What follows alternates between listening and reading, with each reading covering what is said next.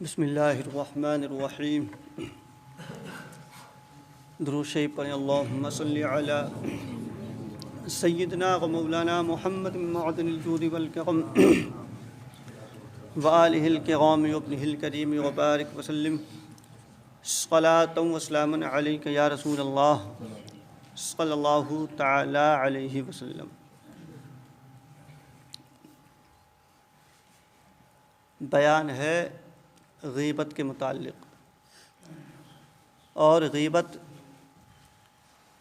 اس برائی کو کہتے ہیں کہ انسان کے خواہ سامنے یا وہ سامنے نہ ہو، جس کی غیبت کی جائے وہ موجود ہو یا موجود نہ ہو، اس کے کپڑوں کے اعتبار سے، اس کے رنگ کے اعتبار سے، اس کی لمبائی کے اعتبار سے، ٹھیک، اس کی ذات کے اعتبار سے، اس کی عادت کے اعتبار سے کمی نکالنا، یہ غیبت ہے۔ اب خواہ وہ آدمی سامنے ہو یا نہ ہو۔ عہد رسالت میں غیبت سے ہوا میں بدبو آئی۔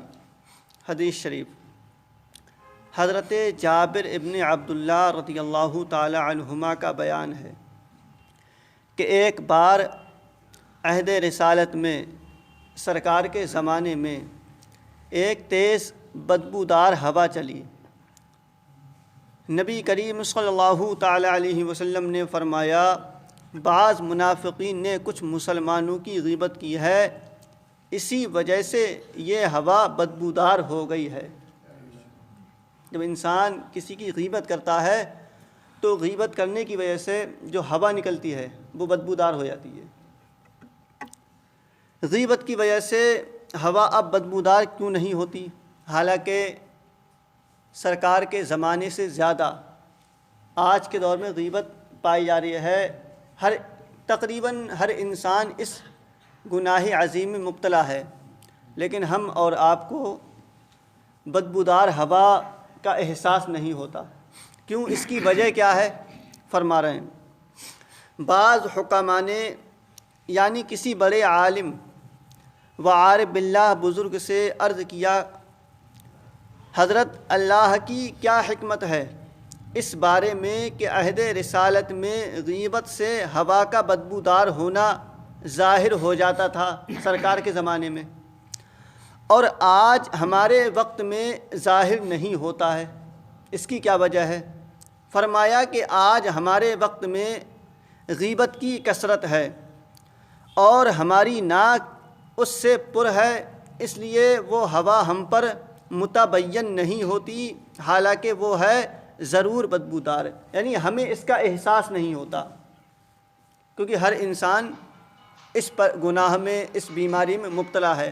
ہاں، وہ انسان جس کو اللہ تبارک و تعالیٰ نے تقوی کی توفیق عطا فرمائی اور وہ تقوی کے معاملے میں بہت آگے پہنچ گیا، تو اللہ تبارک و تعالیٰ اس کو اس چیز کا احساس کرا بھی دیتا ہے۔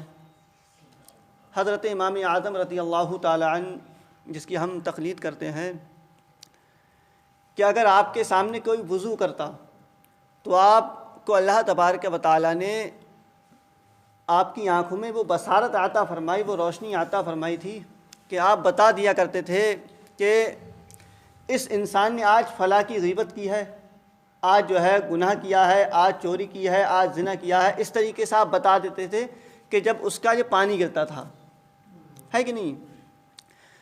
تو اللہ تبارک و تعالیٰ نے روحانیت میں بہت کچھ رکھا ہے اور بہت کچھ عطا فرمایا جس کو عطا فرمانے کا ہے۔ تو کیا ہے، آج ہر انسان اس بلائے عظیم میں مبتلا ہے، اس وجہ سے بدبودار چیز کا، ہوا کا احساس نہیں ہوتا۔ اب مثال دے رہے ہیں، اس سے پہلے جیسے جہاں پہ گوشت وغیرہ جانور کاٹے جاتے ہیں، آپ وہاں پہ جائیں تو ہم اور آپ سے تو رکا نہیں جائے گا، ہے کہ نہیں ہے؟ جس کو ہاتھا بولتے ہیں، رکا نہیں جائے گا، لیکن لوگ وہاں پہ رہتے ہیں، کھانا بھی کھاتے ہیں، عادت پڑ جاتی ہے۔ کیوں؟ کیونکہ وہ اس میں ان کی عادت میں آ گئی وہ چیز۔ اور دوسری مثال یہ دے رہے ہیں، اور مزید فرمایا، اس کی مثال اس آدمی کی سی ہے جو چمڑا پکانے والوں کے محلے میں داخل ہوا، تو وہ وہاں بدبو کی شدت کی وجہ سے ذرا دیر ٹھہرنے پر قادر نہیں ہو سکے گا۔ حالانکہ اہل محلہ وہاں آرام سے رہتے اور کھانا کھاتے، پانی پیتے ہیں اور انہیں بدبو کا احساس تک نہیں ہوتا، کیونکہ وہ سراپا اسی میں رہنے لگے نا، کیونکہ ان کی ناکوں میں بدبو رچ بس چکی ہے۔ اسی طرح ہمارے وقت میں غیبت کا معاملہ ہے کہ ہم میں سے ہر ایک اس گناہ عظیم میں مبتلا ہے۔ اب ایک واقعہ بتا رہے ہیں کہ غیبت کسے کہتے ہیں، ایک اور مثال دے رہے ہیں۔ حدیث شریف حضرت اسباط نے حضرت امام سدی سے نقل کیا، فرمایا ایک مرتبہ کی بات ہے، حضرت سلمان فارسی رضی اللہ تعالی عنہ کچھ لوگوں کے ساتھ ایک سفر میں تھے، جن میں حضرت عمر بھی شامل تھے۔ ایک منزل پر آرام کرنے کے لیے اترے، لوگوں نے اپنے اپنے خیمے نصب کیے اور کھانا پکایا۔ حضرت سلمان سو گئے، تھکے ہوئے تھے، سو گئے۔ قوم میں سے کسی نے کہا، اس بندے کا کیا ارادہ ہے؟ یہی نا کہ لگائے ہوئے خیمے میں چلا آئے گا اور پکا پکایا کھا لے گا، مطلب کام تو کرے گا نہیں لیکن کھا لے گا یہ۔ پھر اس کے تھوڑی دیر بعد ان لوگوں نے حضرت سلمان فارسی سے کہا کہ آپ نبی کریم صلی اللہ تعالیٰ علیہ وسلم کی خدمت میں جائیے اور ہمارے لیے سالن کی درخواست کیجیے تاکہ اس سے روٹی بآسانی ہم کھا سکیں۔ حضرت سلمان نے جا کر حضور کو خبر دے دی۔ حضور نے ان سے فرمایا، تم جا کر انہیں خبر دے دو کہ انہوں نے سالن کھا تو لیا ہے، سالن انہوں نے کھا لیا ہے۔ آپ نے آ کر حضور کی بات نقل کر دی تو ان لوگوں نے کہا، ہم نے علیحدہ میں کوئی کھانا نہیں کھایا ہے۔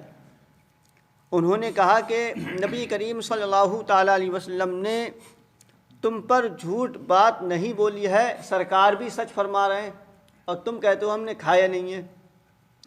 تو وہ لوگ خود حضور کی خدمت میں حاضر ہوئے۔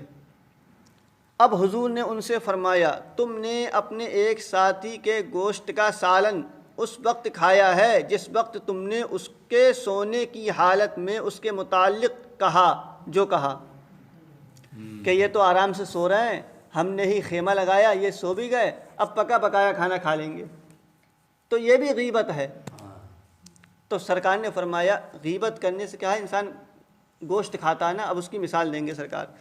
پھر حضور نے ان کو یہ آیت پڑھ کر سنائی، یا ایھا الذین آمنوا اجتنبوا کثیرا من الظن ان بعض الظن اثم ولا تجسسوا ولا یغتب بعضکم بعضا ایحب احدکم ان یأکل لحم اخیہ میتا فکرہتموہ۔